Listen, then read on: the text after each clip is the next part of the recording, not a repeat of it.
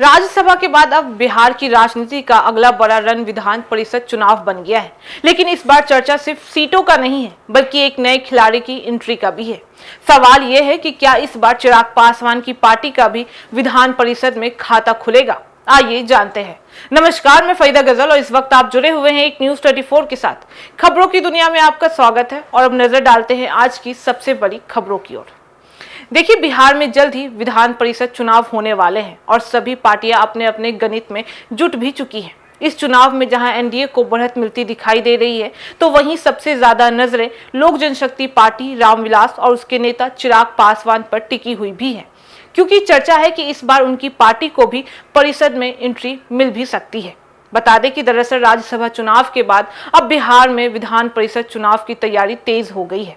जून 2026 में कई सीटें खाली हो रही हैं और कुछ सीटों पर उपचुनाव भी होने हैं और ऐसे में यह चुनाव सिर्फ एक औपचारिक प्रक्रिया नहीं, बल्कि सियासी ताकत दिखाने का बड़ा मौका भी बन सकता है।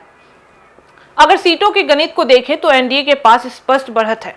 विधानसभा में संख्या के आधार पर बीजेपी और जेडीयू आसानी से अपनी अपनी सीटें निकाल भी सकते हैं। अनुमान है कि जेडीयू को करीब 4 सीटें और बीजेपी को करीब 3 सीटें मिल भी सकती हैं। वहीं महागठबंधन को नुकसान उठाना भी पड़ सकता है और वह अपनी मौजूदा ताकत बरकरार नहीं भी रख पाएगा।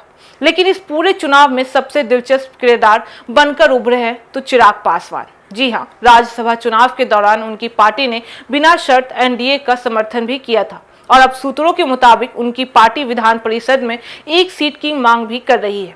यही वजह है कि अब यह सवाल सबसे बड़ा भी बन चुका है कि क्या एनडीए उन्हें यह मौका देगा। गणित कहता है कि चिराग पासवान की पार्टी के पास खुद के दम पर जीतने के लिए पर्याप्त संख्या नहीं है। उनके पास करीब 19 विधायक हैं, जबकि जीत के लिए लगभग 25 विधायकों का समर्थन जरूरी भी होता है। यानी उन्हें कम से कम 6 और विधायकों की जरूरत भी पड़ेगी और ऐसे में उनकी जीत पूरी तरह से बीजेपी के समर्थन पर निर्भर भी करती है। अगर बीजेपी अपने अतिरिक्त विधायकों का समर्थन देती है तो चिराग पासवान की पार्टी पहली बार विधान परिषद में एंट्री भी कर सकती है। जी हां, और यही इस चुनाव की सबसे बड़ी राजनीतिक कहानी भी बन सकती है, क्योंकि इसके अलावा इस चुनाव में नए चेहरों की भी एंट्री देखने को मिल भी सकती है। जेडीयू की तरफ से नीतीश कुमार के खाली सीट पर उनके बेटे निशांत कुमार का नाम भी चर्चा में रह रहा है। वहीं बीजेपी और अन्य दल भी नए चेहरे को मौका देने की रणनीति पर काम भी कर रहे हैं। यानी यह चुनाव सिर्फ सीटों का बंटवारा नहीं, बल्कि भविष्य की राजनीति की दिशा तय करने वाला भी बन सकता है, जहां हर फैसला अगले चुनाव और सत्ता के संतुलन को प्रभावित भी करेगा। लेकिन फिलहाल सबसे बड़ा सवाल यही है कि क्या चिराग पासवान को विधान परिषद में एंट्री मिलेगी। क्या एनडीए उन्हें यह मौका दोबारा देगा? क्योंकि अगर ऐसा होता है तो यह सिर्फ एक सीट नहीं, बल्कि बिहार की राजनीति में चिराग पासवान की ताकत का बड़ा विस्तार भी साबित होगा। तो फिलहाल इस खबर में बस इतना ही।